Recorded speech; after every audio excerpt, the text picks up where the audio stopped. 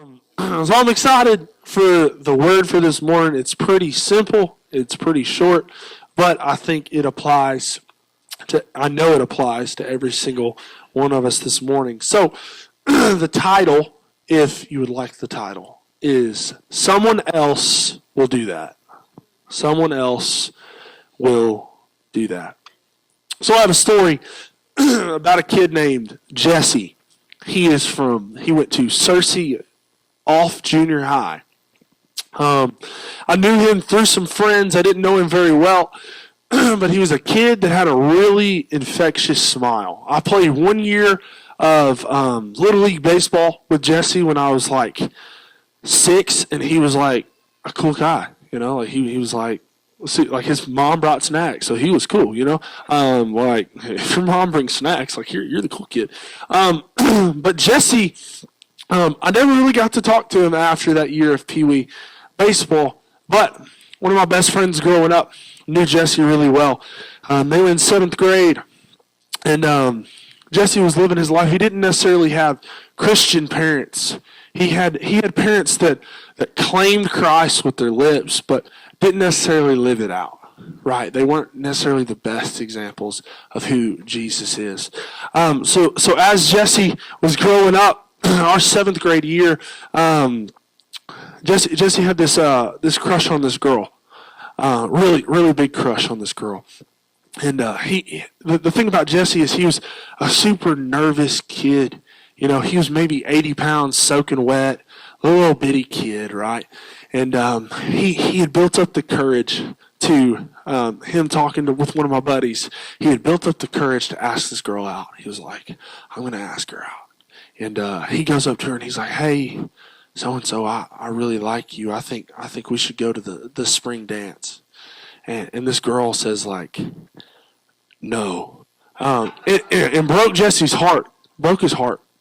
And the thing about Jesse is, from that moment, there's things in our lives that, when we're that age, seem astronomical, right? That for a single person my age, which I'm not, right? If you ask somebody out, it might be like, and they say no, it's like, okay, time to move on, But for a 13-year-old that has set his heart on somebody, it crushed him. Right? It's an astronomical thing. The thing about Jesse was he didn't have a lot of friends. I knew all of his friends. There was only 3 of them. Kids at school were really mean to Jesse. And so Jesse began to become depressed. He got really depressed, got really upset. And the thing is all my friends that saw him every single day in the halls said that they knew Jesse was depressed, but they said that they assumed that he was talking to somebody. They assumed that maybe his parents were pouring into him. They assumed that maybe another Christian was pouring into Jesse. Right? Well, they assumed wrong, because there was an October day where Jesse didn't come to school. He didn't come to school that day. And that was really weird for Jesse, because Jesse was the type of kid that he might get one award a year, but it was the award for never missing a day. Right? I was not that kid. I got sick often, at least once a month. Sick. So Jesse didn't come to school one day. And the thing about Jesse is he lived next to me. I didn't know he did. He lived right down the street from me, like 4 houses down. And I didn't know Jesse lived close to me. I used to see a kid ride his bike by my house, every couple of days, but I didn't know it was Jesse. Well, that day when Jesse didn't come to school, he had enough of the bullying. He had enough of the things, and I think we can put 2 and 2 together what Jesse decided to do. So I know that's heavy, but I have a verse for you, Romans 10:13-15. How then will they call on him in whom they have not believed? And how are they to believe in him of whom they have never heard of? And how are they to hear without someone preaching? I think the most worrisome part of culture that the church has developed in probably the last 20 years is my assumption that somebody else is going to do the work for me. My assumption that my best friend that I've known for years has a close relationship with Jesus when he doesn't. I've assumed that somebody else is going to tell him. right? I have taken the burden off of my back because, man, if you really go back and we really think of what Matthew 28 told all the believers to do, there's a weight on my back. There is a weight on my back that one day I'm going to have to stand in front of the one that I claim Lord. And if I look behind me and there's not a single person in my line, I like to use that analogy. How long is your line going to be? Because really, it's great that you make it to heaven, but if you look behind you and there's not a single person, did you really do what Matthew 28 told you to do? You didn't do it, right? You didn't put the weight on your back. I wish, and I have to live with the guilt of knowing that there's a 13-year-old boy 4 houses away from me. I don't know his destination today. I don't think he knew Jesus. I have to live with the weight of, he might be burning in hell today because I didn't do my job. Right? I've got stories on stories of friends that I went to school with, I went to Sunday school with. I don't know where they're at anymore. They're not on social media, and I have to live with the weight, and I have to pray the prayer, God, send somebody to do the job that I didn't do. I didn't do it. I didn't get it done. Matthew 28, 19 through 20, if you didn't know. Go, therefore, and make disciples of all nations. This is where I uplift you today. He does not say, once you have your bachelor's degree. He doesn't say once you're married. He doesn't say once you're a father. He doesn't say once you're off drugs, once you stop cussing, and once you're not an addict anymore. He said to go. So that means there's not a single person on this earth that doesn't have a mission. If you feel like you're a failure because you don't have a job, you've got one today because you read it in Matthew 28. He told you to go. Right, in the world's standards, if you're never a success because you don't make $50,000, you're not married, and you don't have 3 kids, that's okay, because if your line in heaven is full, you did your job. Right? Everybody's picture of success is different. The American church wants to tell you, you need to go make a bunch of money, you need to tithe a bunch of money, you need to have a bunch of kids, and that's success. Get it out of your head. Success is what we see on the other side of this life today. I don't care if I never go to another church. I don't care if my youth group doesn't get to 150. If I've got 10 kids up there that know Jesus and serve Him and are Spirit-filled, I've done my job. Right? So today, I want to charge you, change your world. Right? The title is Someone Else Will Do That. You do not know that. And the more and the longer that we assume, because I'm telling you, time is going to run out. We are living in the era of grace. That His grace is abundant. It's for me and you, right? He doesn't want us to live in our shame any longer because He's freed us of that.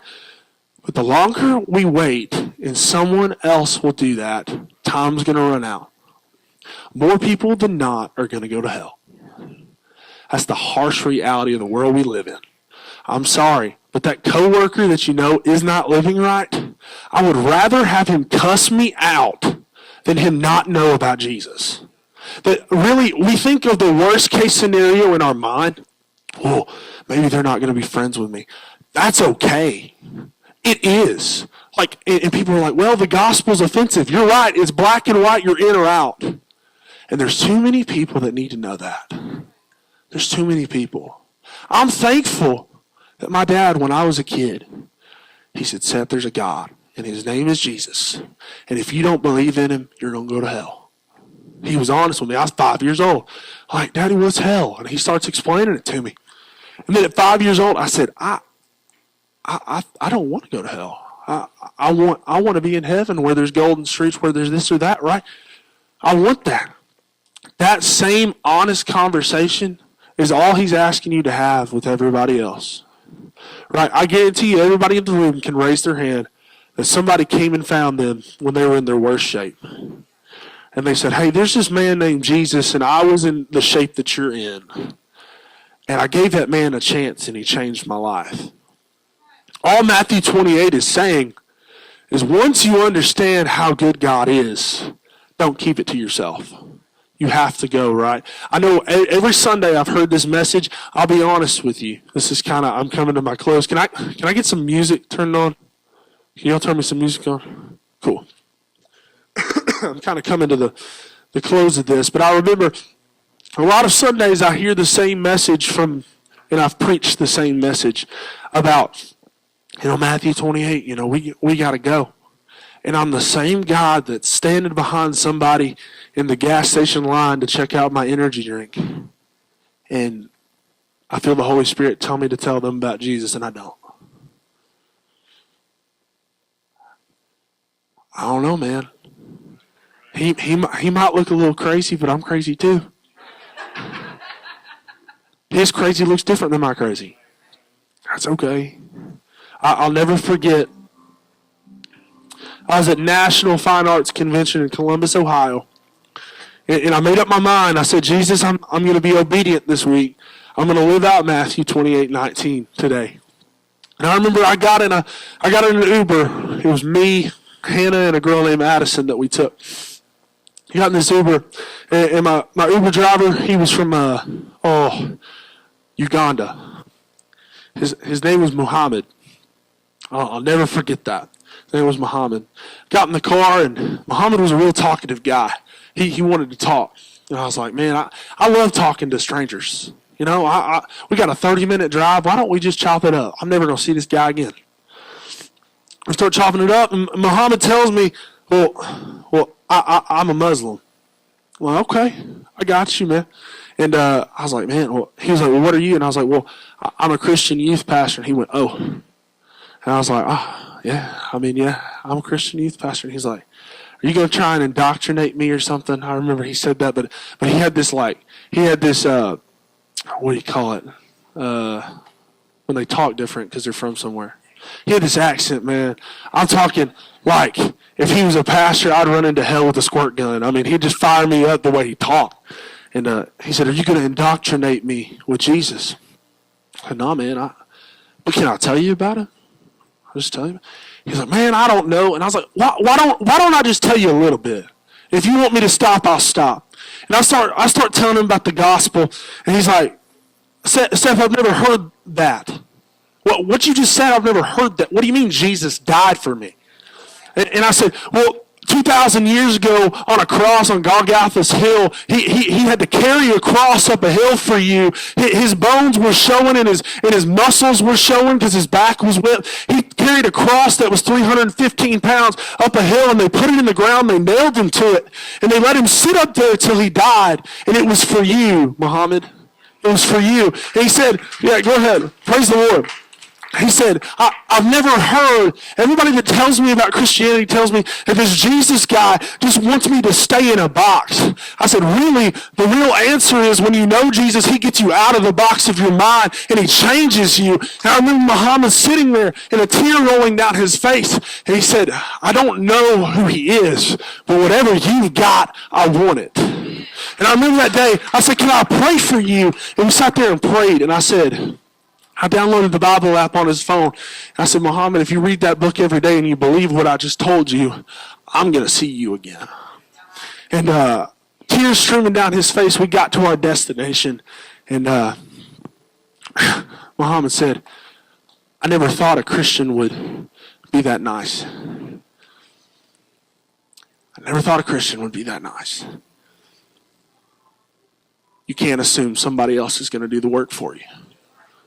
I could have easily said he's a Muslim. I can't talk to him about Jesus. It's those people that you have to tell the most. It's the people that the world's going to tell you they're too far gone, and Satan's saying, well, they're already bound up in whatever they believe in. That's hogwash. That Jesus, the breaking power of Jesus' blood is enough to change a Muslim in a car in Ohio and change his life and save him and send him to heaven. And that's the same power that you have inside of you today. Would everybody stand up this morning? I'm telling you that there's people in our community today that do not know Jesus, and who is going to do it?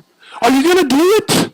Are you going to do it today? Don't say yes if you're not going to, because one day I want to stand before Jesus, and he's going to tell me on July 26th there was a group of people from El Paso, Arkansas that made the decision that their community wasn't going to be lost anymore. That they're not going to be forgotten anymore. It's not a pass-through town, it's a destination for Jesus today.